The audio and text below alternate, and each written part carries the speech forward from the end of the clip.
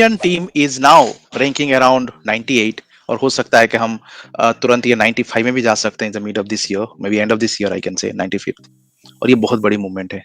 हम एक टाइम था 167 में बैठे थे, 20 120 110, और आज एक कंट्री जो है बहुत ही ज्यादा रिवॉल्यूशन हो चुका है फुटबॉल में। Trust me, last 2-3 years it has been revolutionized the Indian football on between the among the Indian fans, apart from that the world level।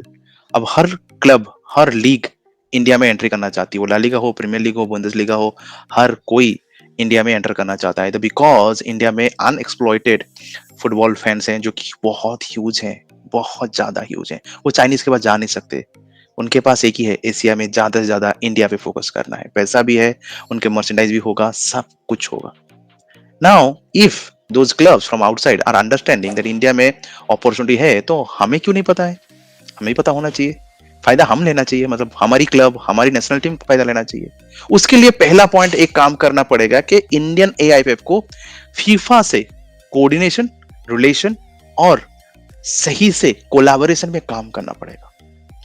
क्योंकि देखिए, अभी कतर वर्ल्ड कप हुआ जो कि एशिया कंट्री में हुआ, और आपको पता है कि Indian authorities, administration, political people are getting involved in the Qatar World Cup. You might have seen, और इन्वॉल्वमेंट फीफा का इंडिया के साथ आप ज्यादा भी देख रहे हो, जैसे रिसेंटली आर्सेन वेंगर की visit and lot of activities. So India कहीं ना कहीं फीफा के साथ अच्छा रिलेशन बना रहा है, और at the same time FIFA sees as a very big opportunity. मैं चाहूंगा कि ऐसे 3 चीजें हैं जो कि AIFF to look out when they want to bring FIFA legacy to a next level. First, coordination with FIFA. देखिए, फीफा कुछ चेंजेस लेके आना चाहेगा, फीफा कुछ स्ट्रक्चरल चेंज लाएगा, स्ट्रक्चरल डेवलपमेंट लाएगा। उसको हमें as a Indian AIFF shouldn't say no at the first go, should collaborate, work along with it and try to customize it according to Indian system. क्योंकि FIFA जो बोल रहा है वो भी सही नहीं होगा इम्प्लीमेंट करने के लिए, क्योंकि उनको पता नहीं इंडियन स्ट्रेटेजी और इंडियन सिचुएशन क्या है। Eight the same time AIFF directly मना नहीं कर देना चाहिए हर चीज को, वहां पे एक अंडरस्टैंडिंग बिल्ड करना है to implement in Indian level. Second, transfer of knowledge बहुत ज्यादा इंपॉर्टेंट है, क्योंकि फीफा के पास ऐसे कोचेस हैं, ऐसे टेक्नोलॉजी, ऐसे ऐसे स्पोर्ट्स ब्रेन है जो कि इंडिया हमें सीख सकते हैं। हमारी कोचेस अभी डेवलप हो रहे हैं। अब क्लिफर्ड को ले लो, विवियन को ले लो, वो अभी स्टार्ट कर रहे हैं। They are not that level, अभी वो भी सीख रहे हैं। तो उनको जितना नॉलेज ट्रांसफर होगा from European and Brazilian, Argentinian football, उतना उनको फायदा होगा, इवन स्पेनिश, उतना फायदा होगा। तो knowledge transfer is going to play a very vital role. और मैंने देखा है बहुत से एएफएफ के वर्कशॉप हो रही है फीफा के साथ, and I want to continue it and learn from it. Third one is very important, is the understanding the technology and bringing back to India, because technology के बिना आज कुछ भी नहीं चलने वाला है। and to bring the technology we need to learn it, understand it and should have the ability and the fund to bring it to India। FIFA के पास बहुत कुछ है to give it to India।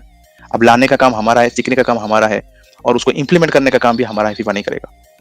वो सब करने के लिए हमें परफेक्ट एडमिनिस्ट्रेशन के डिसीजंस एंड एग्जीक्यूशन चाहिए।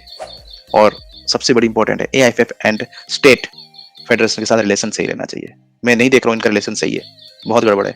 ही is saying west, he is saying south, east भी नहीं साउथ।